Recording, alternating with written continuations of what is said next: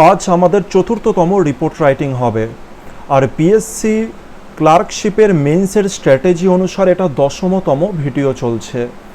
তো রিপোর্ট রাইটিংয়ে আবার আমরা একটা নতুন কারেন্ট অ্যাফেয়ার্সের দিকেই এসছি। ন্যাশনাল এডুকেশন পলিসি 2020, বুঝতেই পারছো এটা খুবই ইম্পর্ট্যান্ট একটা টপিক বা ইস্যু বলতে পারো, যেটা আমাদের প্রত্যেকেরই জেনে রাখা উচিত। তো আমি যতদূর সম্ভব বিস্তারে আলোচনা করার চেষ্টা করব, কিন্তু 200 ওয়ার্ডের মধ্যে। টোটাল তো কভার করা পসিবল নয় 200 ওয়ার্ডের মধ্যে, কিন্তু যতটা পসিবল ততটা আমি এখানে চেষ্টা করব, আর পয়েন্টগুলো আমি সেরকম রাখার চেষ্টা করেছি। তো চলে আসি কথা না বাড়িয়ে রিপোর্টের দিকে। এটা দেখতে পাচ্ছি হচ্ছে কোশ্চেন, কিছু পয়েন্টস দিয়ে দিয়েছি, আর পয়েন্টসগুলোকে খুব ভালো করে লক্ষ্য করবে, কারণ আজ আমি একটু ডিফারেন্ট ক্যাটাগরির পয়েন্টস রেডি করেছি। আর এই ধরনের কোশ্চেনও তোমাদের পরীক্ষাতে চলে আসার সম্ভাবনা আছে। যদি এই ধরনের পয়েন্টগুলো যদি চলে আসে, মানে এই ক্যাটাগরির পয়েন্ট চলে আসে, এই ক্যাটাগরি মানে কি বলতে চাইছি সেটা আমি বোঝাচ্ছি। এই ক্যাটাগরির যদি কখনো পয়েন্ট চলে আসে তো কিভাবে রিয়াকশন দেবে সেই জিনিস আজকে শেখাবো। তো আমরা দেখতে পাচ্ছি এখানে পয়েন্ট, সবার আগে দেখতে পাচ্ছি এখানে এই একটা পার্ট রয়েছে, দ্বিতীয় পার্ট রয়েছে এইমস থেকে, তৃতীয় পার্ট এটা রয়েছে, চতুর্থ পার্ট এটা রয়েছে। মাত্র পয়েন্টে 4খানা, মানে এই যে ম্যাটেরিয়ালস যেটা গিভেন আছে সেখানে আমাদের মাত্র চারটে পয়েন্ট আছে, মাত্র 4টে পয়েন্ট। আর 4টে পয়েন্ট থেকে আমাদের পুরো রিপোর্টটা লিখতে হবে। সুতরাং এখানে বুঝতে পারছি আমরা ব্যাপারটা, যে 4টে পয়েন্ট যদি থাকে, এরপরে আমাকে এই যে 4টে পয়েন্ট থেকে আমাদের 200খানা ওয়ার্ডের কাছাকাছি রিপোর্ট লিখতে হবে। তো এটা কি করে পসিবল? যদি এরকম আমাদের কোশ্চেনে চলে আসে তো সেই ক্ষেত্রে রিয়াকশান কি হবে? আচ্ছা, ভালো করে বোঝো। তো এইখানকার যে ইস্যু রয়েছে, এটা যে ইস্যু সেটা হচ্ছে আমাদের কারেন্ট অ্যাফেয়ার্সের উপরে, মানে এটা হচ্ছে একটা ফ্যাক্ট, অরিজিনাল ঘটনা হচ্ছে এটা। আর অরিজিনাল ঘটনার উপরে যদি কোনো কিছু থাকে আর সেখানে যদি পয়েন্টের মান কম থাকে, তবে তোমরা নিজের থেকে ফ্যাক্টগুলোকে সুন্দর করে গুছিয়ে গুছিয়ে লিখতে পারো, সুন্দর করে গুছিয়ে লিখতে পারো। কিন্তু অবশ্যই আমি এটা বলবো যে ফ্যাক্ট লেখার চেষ্টা করো। ফ্যাক্ট মানে যেটা অরিজিনাল ঘটনা সেটা লেখার চেষ্টা করবে, কারণ এখানে টোটাল ডিটেলসে বলা নেই, জাস্ট পয়েন্টগুলো তুলে দেওয়া আছে, তোমাদের কাজ ডিটেলসগুলো এখানে লেখা। তো শুরু করি। বলা আছে the union cabinet approved the new education policy on 29 July. তাহলে ক্যাবিনেট অ্যাপ্রুভ করেছে নিউ এডুকেশন পলিসিকে, কবে করেছে? 29শে জুলাই। তারপরে দিয়েছে এইমস। এইমস মানে লক্ষ্য, লক্ষ্যটা কি? এইমস টু ট্রান্সফর্ম ইন্ডিয়া, মানে ইন্ডিয়ারকে ট্রান্সফর্ম করা, ইন্ডিয়া এখন যে অবস্থায় রয়েছে তার থেকে অন্য অবস্থাতে নিয়ে যাওয়া, অর্থাৎ বেটার অবস্থার দিকে অবশ্যই হবে। এটা বেটার অবস্থায় হবে কিনা আশা করি তোমরা বুঝতে পারছো, কারণ একটা নিউ এডুকেশন পলিসি নিয়ে এসেছে, তো তার মোটিভ কি হবে?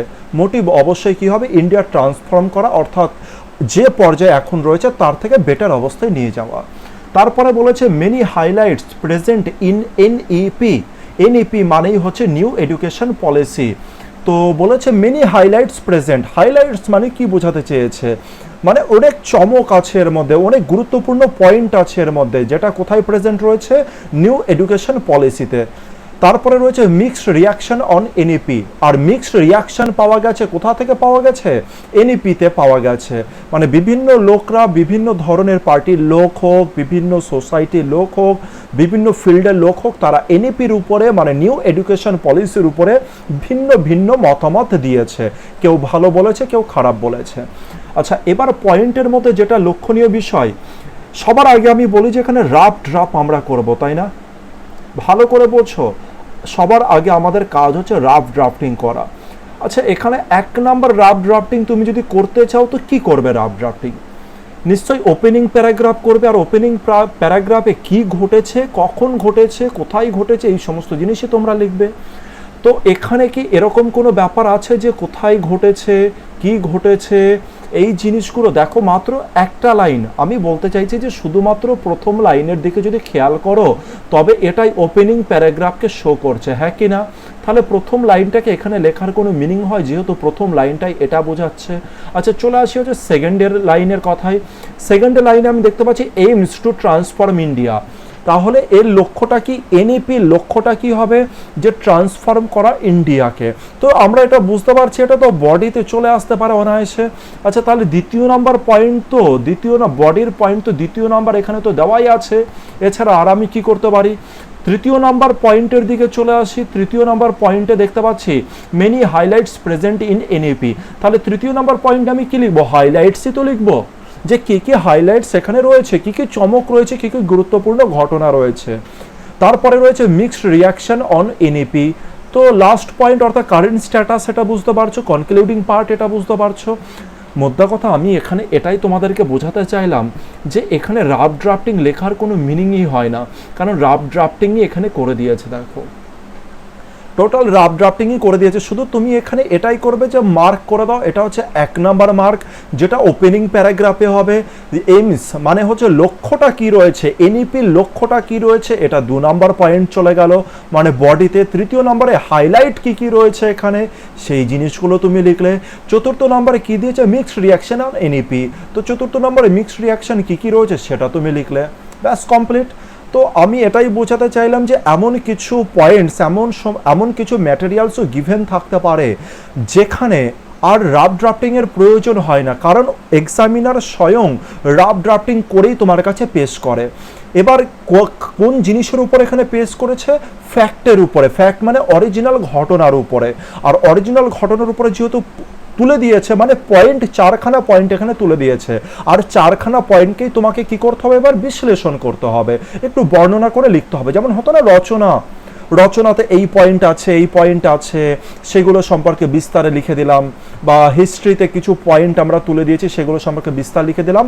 দেখো সেম টু সেম ব্যাপার এখানে রয়েছে। আর এই ধরনের জিনিস অনেক সময় এক্সামে চলে আসে। তা এর রিয়াকশন কেমন হওয়া উচিত ছিল, কিভাবে আমরা আন্ডারস্ট্যান্ড করব পয়েন্টগুলো, সেটাই আমি তোমাদেরকে বলার চেষ্টা করলাম। তো চলে আসি আবার ডাইরেক্ট আমাদের হচ্ছে ফেয়ার ড্রাফটিংয়ের দিকে।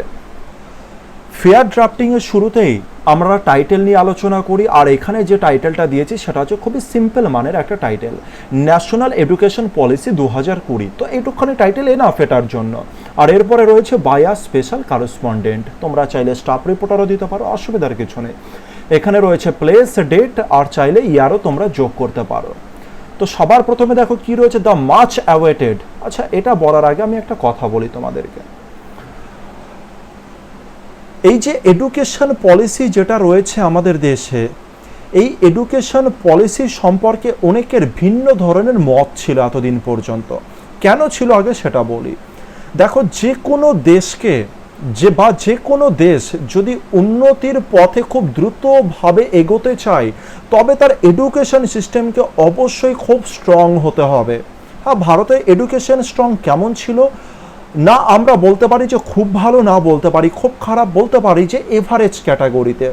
আর এভারেজ ক্যাটাগরিতে থাকার দরুনে ভারতের উন্নতি তো হচ্ছিল, কিন্তু ওই মাত্রায় উন্নতি কিন্তু হচ্ছিল না। তাই অধিকাংশ মানুষ যেটা মনে করছিল যে এডুকেশন পলিসিতে পরিবর্তন আনা চাই।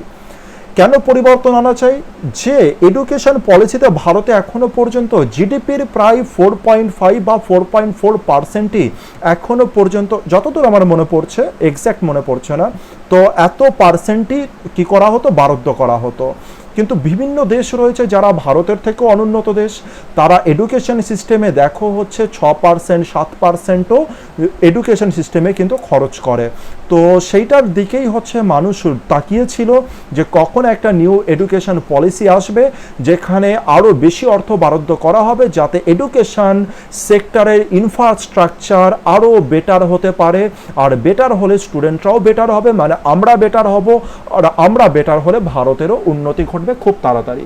তো এই দিকে অনেক মানুষ তাকিয়েছিল যে এডুকেশন পলিসি কখন চেঞ্জ হবে। তো সেটাই দেখো আমি এখানে লেখার চেষ্টা করেছি। তো এগুলোকে যদি তোমরা টাচ করতে পারো তো কিন্তু খুব ইম্পর্টেন্ট, মানে খুবই লজিক্যালি একটা জিনিস হবে, আর তোমার রিপোর্টের মানও অনেক কিন্তু বেড়ে যাবে, স্ট্যান্ডার্ডের মান বেড়ে যাবে। তো দেখো আমি এখানে কি লিখেছি, দ্য মাচ অ্যাওয়েটেড, মানে দীর্ঘ প্রতীক্ষার পর new education policy 2020 was finally approved by the Union Cabinet on 29th July। তাহলে দীর্ঘ প্রতীক্ষার পর, কেন দীর্ঘ প্রতীক্ষার পর, আশা করি এবার তোমরা বুঝতে পারলে কেন দীর্ঘ প্রতীক্ষার পর। কারণ অনেক মানুষে অপেক্ষা করছিল যে কখন চেঞ্জ হবে।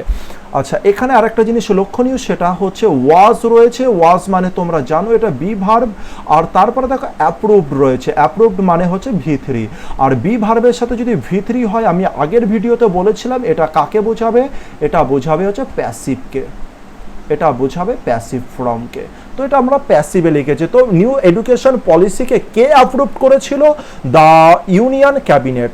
আচ্ছা, কখন অ্যাপ্রুভ করেছিল? দেখতে পেলাম যে ডেট দিয়ে দিয়েছি, অন 29শে জুলাই।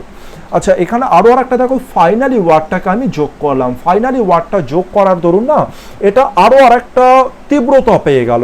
যেমন অবশেষে গিয়ে দীর্ঘ প্রতীক্ষার পর অবশেষে মানে এই যে এডুকেশন পলিসি রয়েছে তাকে অ্যাপ্রুভ করা হলো, অবশেষে করা হলো। তো এই জিনিসগুলো কিন্তু ইম্পর্টেন্ট। চলে আসি পরের সেন্টেন্সে। এরপরে যে সেন্টেন্সটা রয়েছে এটা আমি কোথা থেকে নিয়েছি? আমার যে এক্সপিরিয়েন্স রয়েছে, আমার যে নলেজ রয়েছে সেখান থেকে আমি এটা বসিয়েছি। এটা কিন্তু পয়েন্টের মধ্যে কোথাও উল্লেখ ছিল না। কেন আমি নিয়েছি? কারণ দেখো, ওপেনিং প্যারাগ্রাফ যদি শুধু 1 লাইনের বা 1.5 লাইনের করি, জিনিসটা খুব একটা কি ভালো দেখাচ্ছে? খুব একটা না, অন্তত 2-3 লাইন তো করতে হবে আমাদেরকে। তো আমি এখানে একটা লাইন যোগ করেছি, the changes have been ব্রট in the policy after 34 years. কি বলেছি? যা চেঞ্জেস, এই যে চেঞ্জ এডুকেশন পলিসিতে যেটা চেঞ্জ হয়েছে সেটা কত বছর পরে হয়েছে? আফটার 34 ইয়ার্স, 34 বছর পর এই চেঞ্জটা এলো। আচ্ছা, এটাও দেখতে পাচ্ছি আমরা প্যাসিভে রয়েছে, হ্যাভের পরে বি ভার্ব রয়েছে। বি ভার্বের সাথে যদি আমাদের কি থাকে? ভি3 থাকে। বি ভার্বের সাথে যদি কখনো ভি3 থাকে তাকে আমরা কি বলি? প্যাসিভ বলি। তো এটা আমাদের প্যাসিভ ফর্মে রয়েছে। আর কি বলতে পারি আমরা এখান থেকে গ্রামারে? দ্য চেঞ্জেস রয়েছে। দ্য চেঞ্জেস যেহেতু প্লুরাল, তাই এখানে আমরা কি বসালাম? হ্যাভ বসালাম। আর এখানে যেটা তোমরা দেখতে পাচ্ছ এটা ক্যাপিটাল লেখা রয়েছে, এটা প্রিন্টিং মিস্টেক হয়েছে, লেখার সময় এটা ভুল হয়ে গেছে, এটা ছোট হাতের হবে।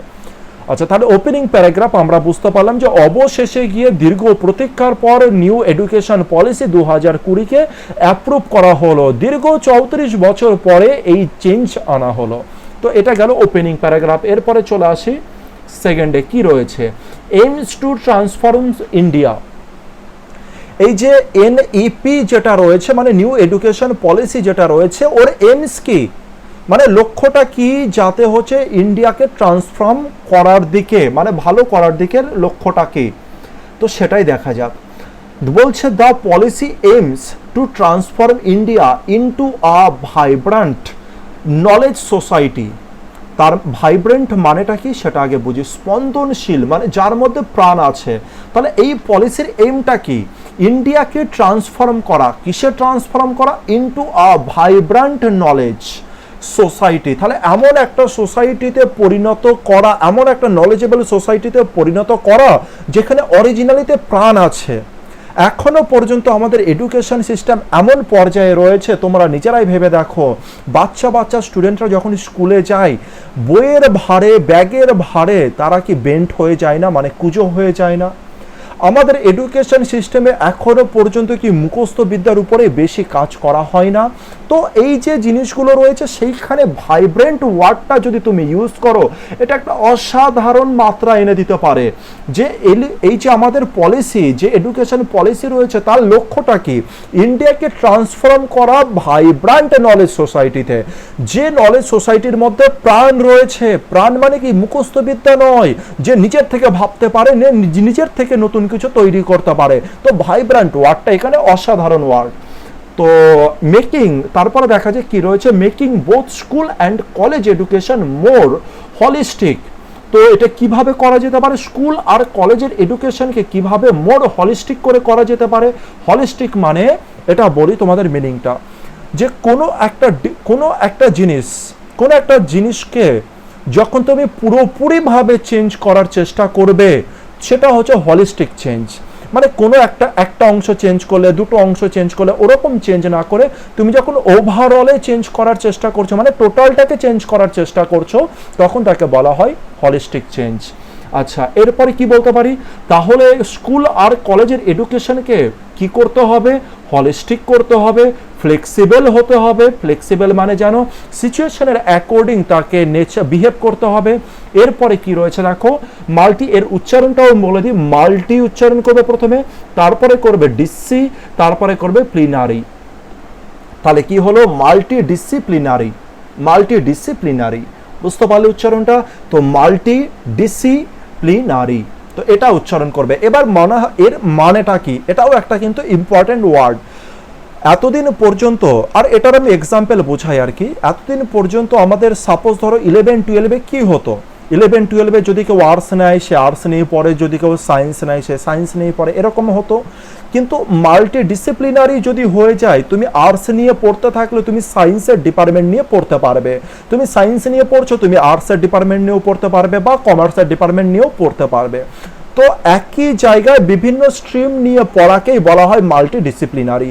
তো দেখো যে পরিবর্তনটা কি কি আসা উচিত, যাতে আমাদের যে সোসাইটিটা রয়েছে সেটা স্পন্দনশীল হতে পারে। তো স্কুল আর কলেজকে কেমন হচ্ছে, হলিস্টিক হচ্ছে, মানে টোটাল পরিবর্তনের কথা ভাবা হচ্ছে, ফ্লেক্সিবল, অ্যাকর্ডিং টু সিচুয়েশন অনুসারে কি করা, রিয়াক্ট করা। আর সেখানে এতদিন পর্যন্ত যারা সায়েন্স নিয়েছে তারা সায়েন্স নিয়ে পড়তো, তাদের হিস্ট্রি সম্পর্কে নলেজই নেই। তোমরা ভেবে দেখো তোমাদের চাকরির পরীক্ষাতে কি প্রবলেম হয়। যারা আমাদের আর্টস ডিপার্টমেন্ট নিয়েছো তারা দেখো অনেকেরই ম্যাথে প্রবলেম। কেন ম্যাথে প্রবলেম? কারণ তারা 11-12 ম্যাথ করোনি, বুঝতে পারছো ব্যাপার।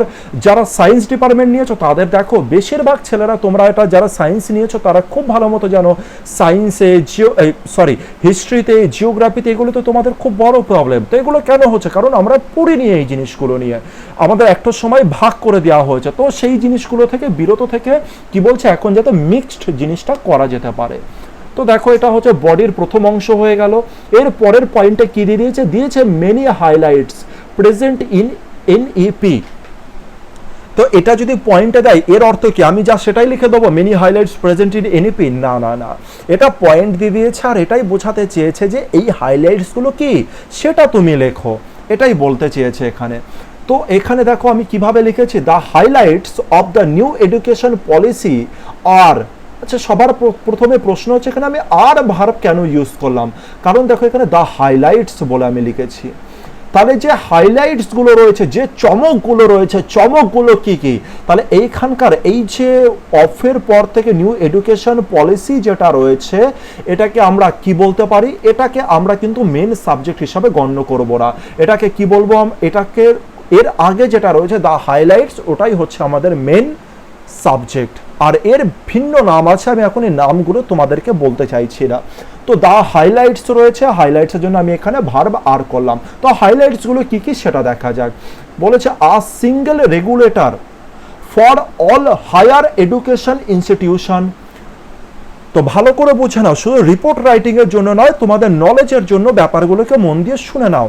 তো বলছে যে হাইলাইট, যে চমকগুলো এনেছে সেই চমকের মধ্যে প্রথম চমকটা কি?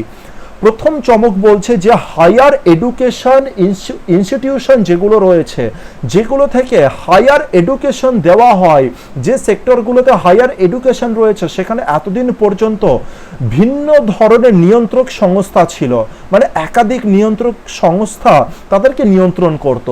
কিন্তু এখন এই যে হায়ার এডুকেশন যে সংস্থাগুলো রয়েছে তাদেরকে কে নিয়ন্ত্রণ করবে? একজন সংস্থাই নিয়ন্ত্রণ করবে। এর ফলে ডিসিশন মেকিং এ খুব সুবিধা হবে, যে কোনো ডিসিশন খুব ভালোভাবে নেওয়া যেতে পারে। চলে আসবো দ্বিতীয় নম্বরে, multiple entry and exit option in degree courses. একটা খুবই সুন্দর জিনিস হাইলাইট যেটা এখানে তুলে ধরেছে। আমার স্টুডেন্টের মধ্যে আমি যখন দেখতাম আর কি, তো অনেকেই বলতো স্যার আমি সেকেন্ড ইয়ার করে আর করা হয়নি, স্যার ফার্স্ট ইয়ার করে আর পড়িনি, বা থার্ড ইয়ার পরে আর পড়িনি। তো তারা আবার যখন বিএ করতে বা হচ্ছে বিএসসি করতে যখন তারা আবার কলেজে ভর্তি হতো, তো তাদের আবার ফার্স্ট ইয়ার থেকে ভর্তি হতে হতো। তো দেখো যারা 3 ইয়ার পড়েছে, যারা 2 ইয়ার পড়েছে, তাদেরকে আবার যদি ফার্স্ট ইয়ার থেকে ভর্তি হতে হয়, সাপোজ ধরো কোনো কারণবশত, হতেই পারে কোনো ফ্যামিলি কারণবশত, অর্থনৈতিক কারণবশত তাকে ছাড়তে হয়েছে, তো এটা ভেবে দেখো, তো তারা যদি আবার প্রথম থেকে ভর্তি হয়, তো তাদের এটা কি খুব একটা ভালো জিনিস? মানে 2 বছর কারো নষ্ট হলো, কারো 3 বছর নষ্ট হয়ে গেল। তো সেটাই যাতে নষ্ট না হয়, এখানে দিয়েছে multiple entry and exit option in degree courses. তার মানে এটা বলতে চেয়েছে মাল্টিপল এন্ট্রি আর এক্সিট অপশন থাকবে, মানে এই ডিগ্রি কোর্স চলাকালীন তুমি মাল্টিপল মানে একাধিকবার তুমি এন্ট্রি করতে পারো, ওখানে একাধিকবার তুমি ডিগ্রি কোর্স থেকে এক্সিটও করতে পারো। যেমন 1 ইয়ার হলো, ফার্স্ট ইয়ার হলো, তোমার কোনো অর্থনৈতিক প্রবলেম হলো, তুমি ছেড়ে দিলে, তো তোমাকে একটা সার্টিফিকেট দিয়ে দেবে। দ্বিতীয় বছরের পরে তুমি ছেড়ে দিলে, তোমাকে একটা সার্টিফিকেট দিয়ে দেবে। এবার তুমি যখন দ্বিতীয় বছর করার পরে 2-3 বছরে গ্যাপ গেল, তারপরে তুমি যদি আবার ভর্তি হতে চাও, জাস্ট দ্বিতীয় বছরের সার্টিফিকেটটা দেখাবে আর তৃতীয় বছরের জন্য তোমরা অ্যাডমিশন নিয়ে নেবে। তো এটা রয়েছে একটা বড় চমক কিন্তু এখানে। এরপরে কি রয়েছে, ডিসকন্টিনিউয়েশন অফ এমফিল প্রোগ্রাম। তো আমাদের যেটা এমফিল প্রোগ্রাম ছিল সেটাকে বন্ধ করে দিচ্ছে। আর এরপরে বলেছে common entrance exam for universities. এবার ইউনিভার্সিটিতে ভর্তি হওয়ার জন্য, মানে কলেজগুলোতে ভর্তি হওয়ার জন্য কি করতে হবে, কমন এন্ট্রান্স এক্সাম দিতে হবে। তো এটা একটা অবশ্যই হতেই পারে কারোর এক্সামের জন্য, আমরা এটা দেখি না সাধারণত, বোর্ডের হোক, আমাদের এইচএস এর হোক, মানে মাধ্যমিকের বোর্ডের হোক, তো অনেক সময় অরিজিনাল মার্কস কিন্তু তাদের আসে না। আর অনেক ভালো স্টুডেন্ট রয়েছে যারা ভালো কলেজে অ্যাডমিশন নিতে পারে না। তো এবার যখন এই জিনিসটা হয়ে যাবে কমন এন্ট্রান্স এক্সাম, তো নিশ্চয়ই সেই ক্ষেত্রে স্টুডেন্টদের হেল্প হবে, মানে অরিজিনাল ট্যালেন্টের মান কিন্তু বেরিয়ে আসবে, এটাই আশা করছে এক্সপার্টরা। এরপরে দেখা যাক কি বলেছে। তো এইগুলো একটা বড় বড় হাইলাইটস রয়েছে, বড় বড় চমক রয়েছে। আরও একটা বড় চমক দেখো আমি অ্যাড করেছি, the cabinet also approved changing the name of the HRD ministry two education ministry.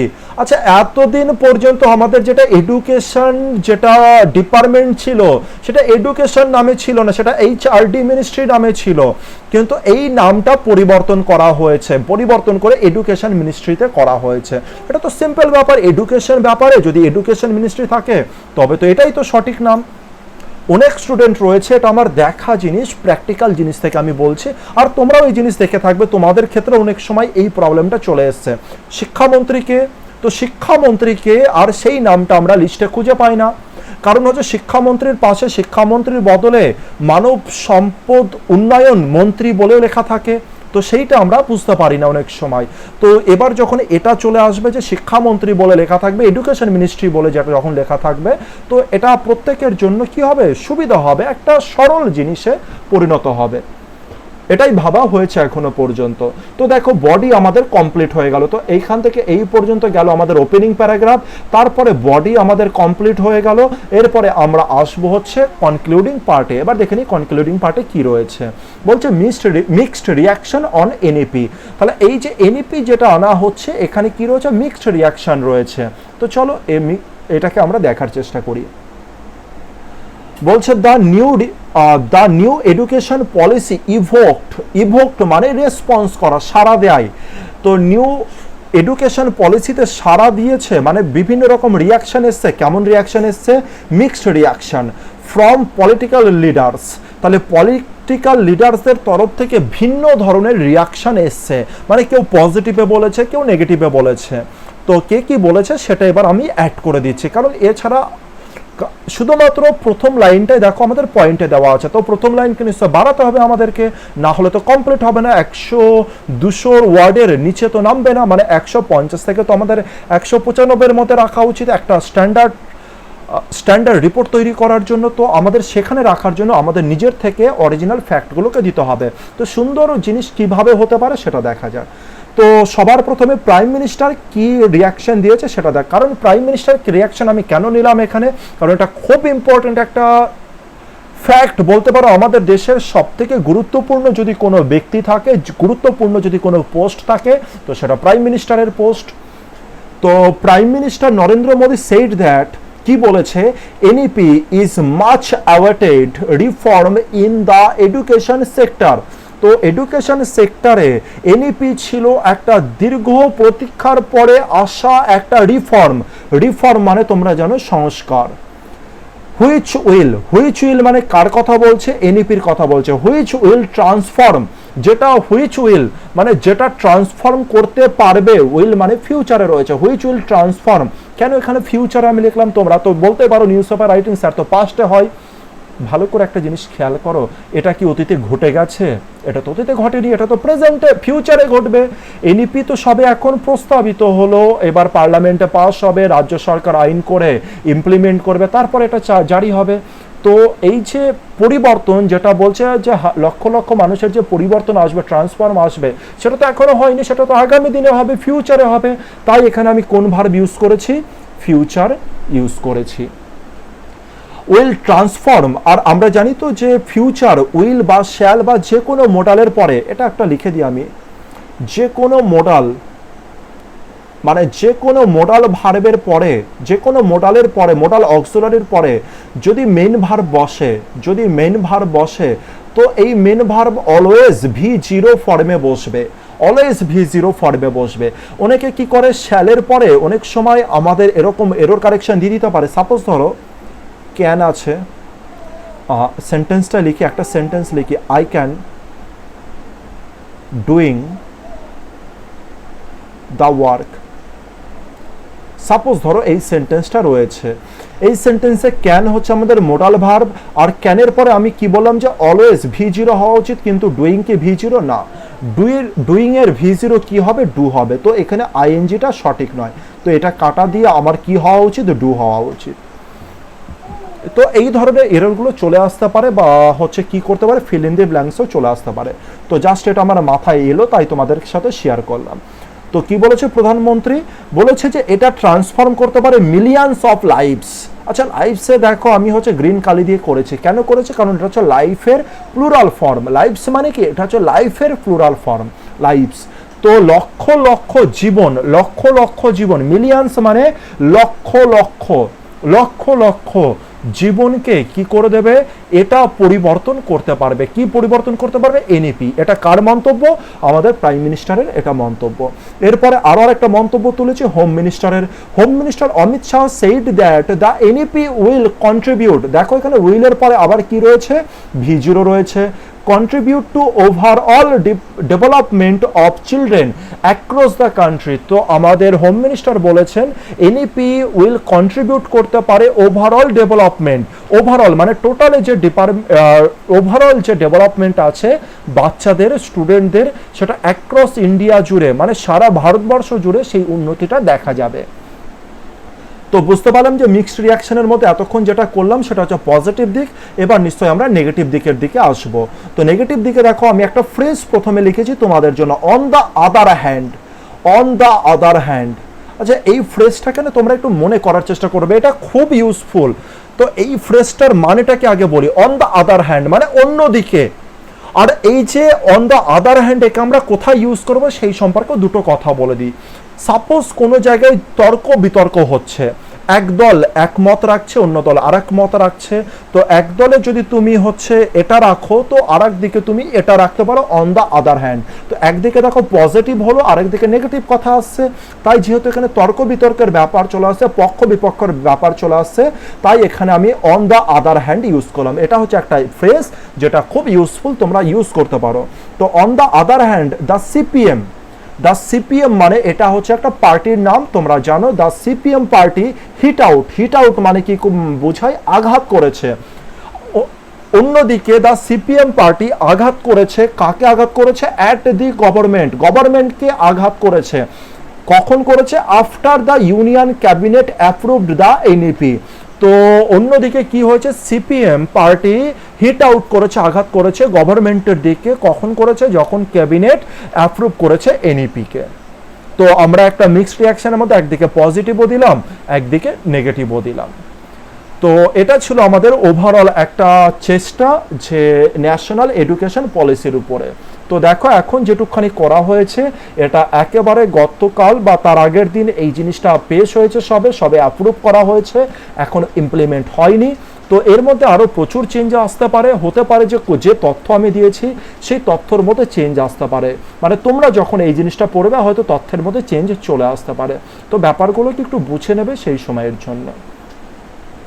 আর এটাই বলবো লাস্টে যে ভালো করে প্র্যাকটিস করো, খুব সুন্দর করে প্র্যাকটিস করো। আর এই যে একটা ডিফারেন্ট ক্যাটাগরির যে আমি নিয়ে এলাম যে রিপোর্ট রাইটিং, বিশেষ করে পয়েন্টের দিক থেকে, সেগুলোকে আন্ডারস্ট্যান্ড করার চেষ্টা করো ভালো করে। আর এরকম যদি কখনো পাও, এবার থেকে যেন রিয়াকশনটা ফাস্ট হয়। তো আজকে এই পর্যন্ত থাকছে।